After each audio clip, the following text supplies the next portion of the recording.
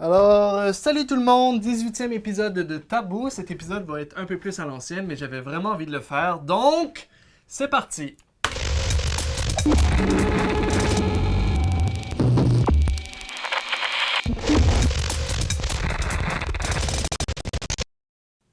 Wow! Merci à Nicolas Lebas pour cette intro. Je laisse son Instagram en description. Si tu veux participer, envoie la tienne à tabouémission@gmail.com.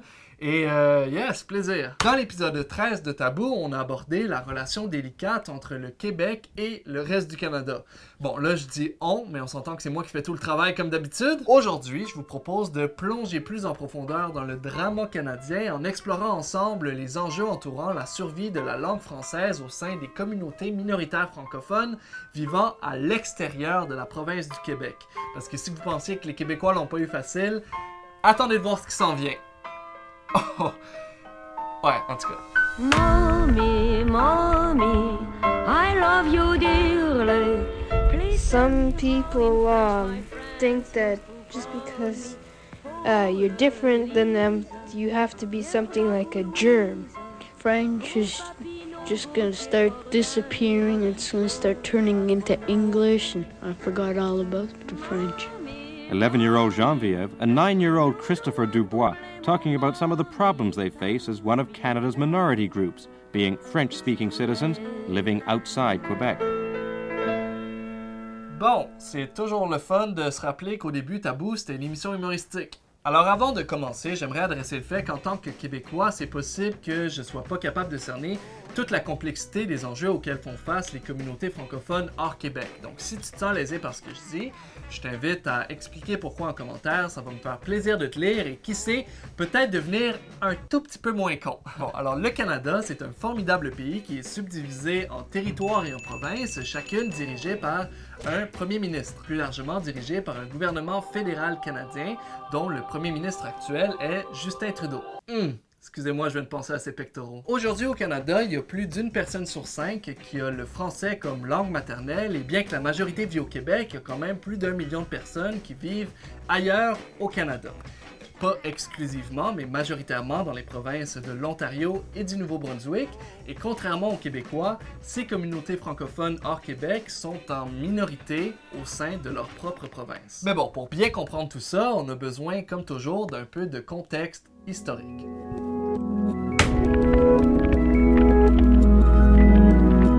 Les parents doivent envoyer leurs enfants à l'école jusqu'à l'âge de 14 ans. Après, ils peuvent les retirer. Bien des francophones ne se gênent pas pour le faire, avec le résultat suivant, 3 fois moins de francophones que d'anglophones atteignent leur 11e année. Ouais, en même temps, je comprends, parce que l'école, c'est vraiment de la marde! Bon, alors dans les années 50, les francophones de partout au Canada étaient pas mal considérés comme des citoyens de seconde classe. Salaire inférieur, mauvais taux de scolarité, petit pénis, etc. There is a development in Quebec now.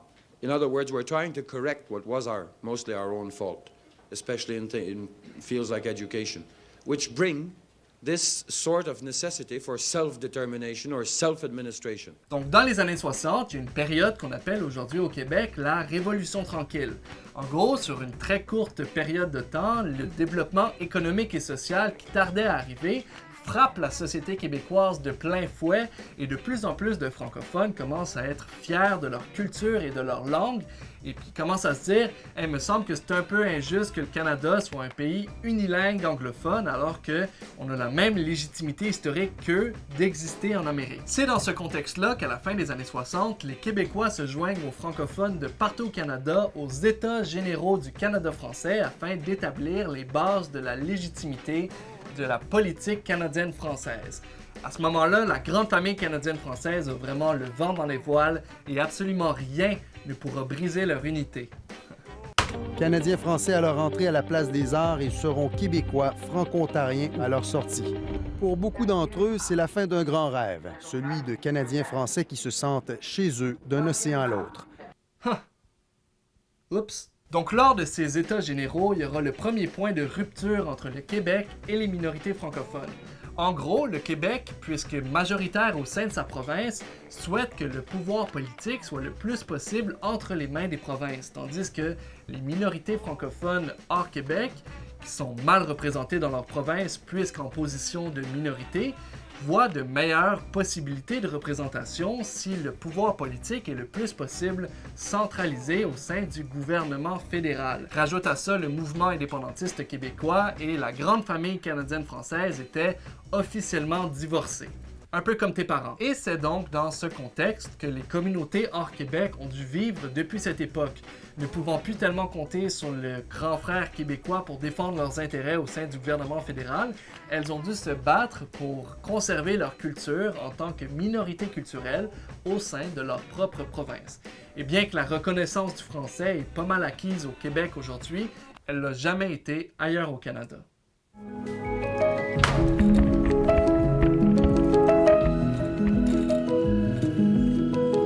Well, I'm quite sure that it will have a solidifying effect on Canadian unity.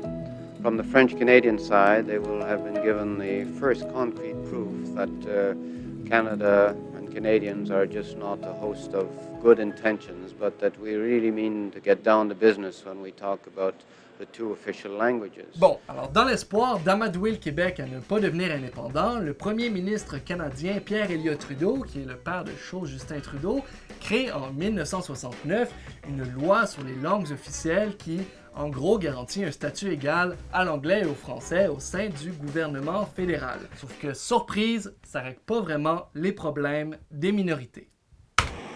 Après avoir songé fermer l'hôpital Montfort, le gouvernement Harris a tenté d'en réduire considérablement les activités. C'était sans compter sur la ténacité de gens qui voulaient sauvegarder cette institution de la minorité francophone ontarienne et qui aujourd'hui crie victoire. En 1997, par exemple, le premier ministre de l'Ontario tente tout bonnement de faire fermer le seul hôpital francophone de la province pour des raisons économiques. Parce que, tu sais, c'est-tu tant important que ça pouvoir communiquer avec son médecin? Cet événement est particulièrement important puisqu'après 5 ans de lutte, la Cour a établi que c'était anticonstitutionnel puisque justement ça va à l'encontre de la loi sur le bilinguisme qui est supposée protéger les minorités culturelles. Ce qui est bien au moins, c'est que depuis ce jour, la légitimité des services francophones en Ontario n'a jamais été remise en cause. Ontario's recent cuts to French services is stirring up a lot of emotion here on Parliament Hill. Oups! Pas plus tard que l'année dernière, le premier ministre de l'Ontario a encore une fois essayé de couper dans les services francophones et d'annuler la construction d'une université francophone. Notons bien que le premier ministre en question, Doug Ford, a remporté ses élections avec comme promesse électorale de baisser le prix de la bière. But here, health, education, everything's important. All I heard everywhere I went was buck a beer, buck a beer, buck a beer. Pas étonnant que l'éducation ce soit pas sa priorité. Bref, encore une fois, la communauté franco-ontarienne a dû se battre avec vigueur pour faire valoir sa légitimité qui en passant est déjà supposée être inébranlable, et bien qu'au final les services n'ont pas été affectés, ils n'ont pas pu sauver la construction de l'université. Et ailleurs au Canada, les choses vont pas vraiment mieux. Partout dans l'Ouest, les communautés francophones perdent de plus en plus de services en français, et à l'Est, au Nouveau-Brunswick, qui en passant est la seule province officiellement bilingue du Canada, dont plus d'un tiers de la population a le français comme langue maternelle, les élections de 2018 étaient les premières depuis 1999 sans débat en français diffusé à la télévision nationale. Tout ça pour dire que le français hors Québec semble être à une période charnière actuellement, et bien que certaines personnes se battent pour sa préservation, d'autres sont pas tout à fait du même avis. In Canada, there is no group smaller and more powerful than the Canadians who speak French. And last week, Ontario's Premier Doug Ford offended them by making two very controversial decisions. When Ford did these two things, everyone went bananas. Not everyone, in fact, a rather small group of people, Canada's French-speaking elite. Ah, JJ. Tu m'avais manqué quand même. Donc certaines personnes considèrent le bilinguisme au sein du gouvernement canadien comme une nécessité à la survie concrète et durable de la langue française en Amérique. Même que d'autres personnes considèrent que, tenez-vous bien, c'est une richesse culturelle. Comme quoi. Mais il y a aussi ceux qui trouvent que puisqu'il y a moins de francophones que d'anglophones au Canada, toute mesure plaçant les deux langues sur un pied d'égalité est profondément injuste et s'inscrit plus largement dans un agenda politique de l'élite francophone cherchant à voler du pouvoir à la communauté anglophone. Bon, Moi, j'ai jamais entendu parler de ce plan-là, donc j'imagine que c'est le même que j'apprends que je fais pas partie de l'élite. Très cool. The small communities of French-speaking Canadians outside of Quebec, however, are savvy enough to know a good thing when they see it. They know that they will continue to enjoy a great deal of power and influence in Canada so long as the country continues to uphold this whole bilingualism scheme. Il y a vraiment une bonne opinion des francophones. Et ce cynisme, c'est, selon moi, tout le cœur de l'enjeu des minorités culturelles francophones au Canada. Parce que d'un côté, ils peuvent pas trop compter sur les Québécois, puisque bien que sympathiques à leur cause, pour eux, la défense du français passe inévitablement par une décentralisation du pouvoir politique fédéral au profit des provinces, qui est intrinsèquement liée aux intérêts légitimes de la nation québécoise. Et de l'autre côté, tu as le Canada anglais qui, probablement de par notre histoire coloniale, trouve totalement inconcevable de faire des concessions de pouvoir au sein du gouvernement fédéral pour la défense et la promotion du français au Canada, même si c'est au profit de sa survie. Autrement dit, ils sont un peu pognés tout seuls entre le Canada anglais et le Québec, puis personne ne veut les aider. Mais au moment où je tourne cette vidéo, il commence à y avoir des discussions quant à la tenue d'un éventuel sommet de la langue française pour tenter de réunir autour d'une même table des représentants fédéraux et provinciaux afin de trouver, bonne fois pour toutes, des solutions concrètes et durables à l'enjeu entourant la dualité linguistique au Canada. Bon, vous en conviendrez que c'est plus facile à dire qu'à faire, mais on verra ce que l'avenir nous réserve. Mais au moins, ce qui me rassure, c'est que les francophones et les anglophones de partout au Canada font preuve d'une unité remarquable quand vient le temps de bafouiller la culture des peuples autochtones. Mais ça, ce sera pour un prochain épisode. Et voilà ce qui met fin à cette vidéo. Merci beaucoup d'avoir écouté. Je sais que c'était peut-être un peu moins drôle que d'habitude, mais j'espère quand même que vous avez apprécié. Si c'est le cas, n'hésitez pas à mettre un pouce dans les aides, ça m'aide vraiment beaucoup. Merci à tous ceux qui me soutiennent sur Tipeee, c'est grâce à vous si je peux continuer et j'ai envie de vous faire des enfants. Abonnez-vous si ce n'est pas déjà fait et je vous dis à très bientôt pour une nouvelle vidéo. Je vous aime, au revoir. Au.